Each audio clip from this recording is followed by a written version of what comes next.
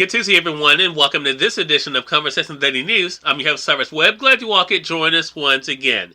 We, of course, have your news headlines coming up on this Tuesday. We have the truth of the day with Mary Ellen Ciganovich, and in today's Entertainment Spotlight, you'll be part of my conversation with author Yasmin Angoe discussing her debut novel, Her Name is Night.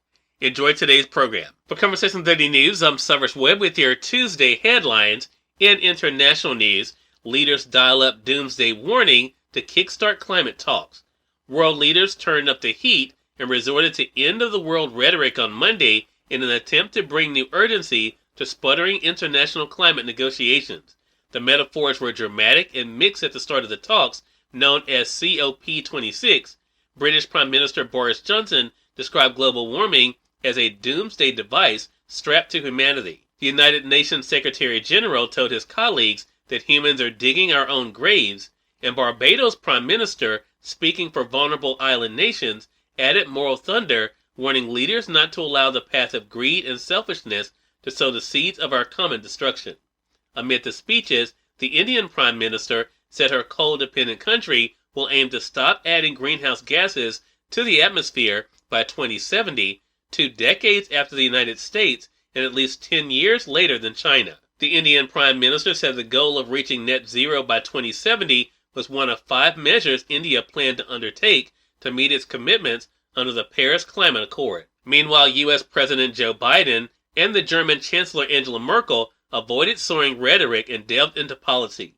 There's no more time to sit back, Biden said in a more measured warning that also apologized for his predecessor's decision to temporarily pull the U.S. out of the historic 2015 Paris Agreement, something he said put the country behind in its efforts. Every day we delay, the cost of inaction increases. One of the United Nations' biggest concerns is that some countries are more focused on long-term net zero goals instead of seeking cuts this decade that could prevent temperature increases that would exceed the Paris goal. The Indian Prime Minister also outlined shorter-term goals for the world's third biggest carbon emitter, raising its goal for non-fossil energy production, meeting half of its energy needs with renewable sources, cutting carbon emissions by 1 billion tons compared with previous targets, and reducing the carbon intensity of its economy by 45%, all by 2030. In more international news, COVID-19's global death toll topped 5 million in under 2 years. The global death toll from COVID-19 topped 5 million on Monday, less than 2 years into a crisis that has not only devastated poor countries, but also humbled wealthy ones with first-rate healthcare systems. Together, the United States, the European Union, Britain, and Brazil, all upper-middle or high-income countries, account for 1/8 of the world's population, but nearly half of all reported deaths.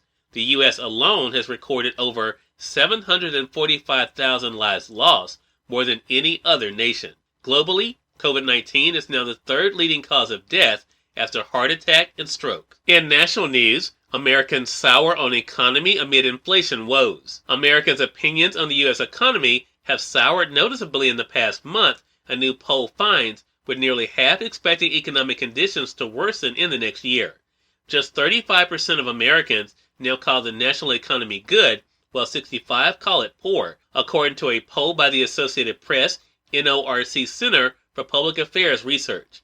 That's a dip since September, when 45% of Americans called the economy good, and a return to about where views of the nation's economy stood in January and in February, when the pandemic was raging across the nation. The deterioration in Americans' economic sentiments comes as the cost of goods is rising nationwide, particularly gas prices, and bottlenecks in the global supply chain have made purchasing everything from furniture to automobiles more difficult. The Labor Department reported earlier this month that consumer prices in September rose 5% from a year earlier, the largest one-year increase since 2008. In business news, women of color growing forth as mom influencers. The multi-billion-dollar world of sleep training guides, toddler activity ideas, breastfeeding tips, and all things parenting has traditionally been overwhelmingly white. Parenting book jackets feature mostly white faces. The so-called mom influencers that brands choose to advertise their products have, until recently, also been mostly white. Brands are just now catching up to the Latino and Black American markets. And finally, in entertainment news, Jon Bon Jovi tests positive for COVID-19 cancels concert. Jon Bon Jovi tested positive for COVID-19 during a rapid test just before he was set to perform a concert in Miami Beach. An announcer took to the stage to give the crowd the bad news just before this weekend's concert was set to begin. Bon Jovi, 59, and his bandmates took rapid tests just before the concert, and Bon Jovi tested positive. Cyrus Webb, Conversations Daily News. It's now time for the Truth of the Day with Mary Ellen Ciganovich. Mary Ellen, take it away. Hi, this is Mary Ellen with your Truth of the Day. Make change work for you. As you experience change in your life, you can control your response to the change that is happening. Change and the circumstances surrounding it can be a source of joy or a source of great stress. The only truth about change is the fact that it is unavoidable. Instead of resisting change, regard it as an opportunity to grow. Choose to make change work in your favor. Accept the fact you cannot hide from change. These life changes happen to you as they also continue happening all around you. You cannot stop or control change. You need to open your eyes to the hidden blessings and opportunities hiding within these changes. Optimism, enthusiasm, hope, and flexibility will aid you in dealing with change, as there is nothing to be gained by dwelling on what might have been. Today, become willing to embrace change with positivity and hope for the future as you go about and enjoy the day. We have part of my conversation coming up with author Yasmin Angoe in today's Entertainment Spotlight. We're here on Conversations Daily News. For Conversations Daily News, I'm Cyrus Webb with the Entertainment Spotlight. Author Yasmin Angoe joined me recently on Conversations Live's radio show to celebrate her debut novel, Her Name is Night. Here's a bit of our conversation. I mean, what has this experience been like for you to see the way that people are responding tonight? It has been a whirlwind. It's still kind of hard to believe because, just not too long ago, it was just me who knew this book and who loved this book and, the only person who read the book. And so now it's like everyone is reading it, or hopefully everyone is reading it, and it's like everyone is in my mind now and knows what I think, and I'm not too sure how I feel about that. Well, when you were creating Night, did you feel like she was something that would resonate with people? Yes.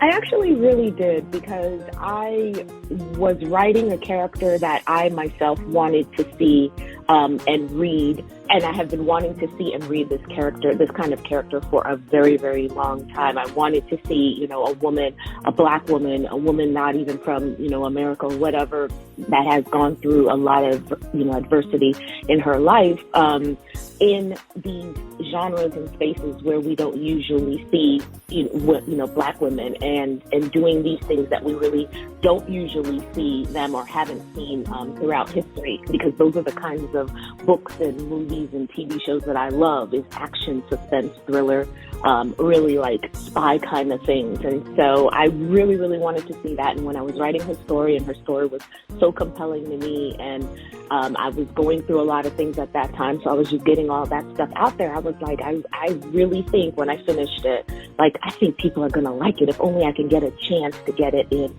the hands of people, I think they're going to like it. And hopefully that's the case. Cyrus Webb, Conversations Daily News. We thank you all for tuning in to this edition of Conversations Daily News. Prepare to guys on tomorrow with more news, Truth of the Day with Mary Ellen Ciganovich, and of course your Entertainment Spotlight. Until then, I'm your host Cyrus Webb, saying as always, enjoy your day, enjoy your life, enjoy your world. Thank you all for choosing Conversations Daily News today. Let's make it a great one.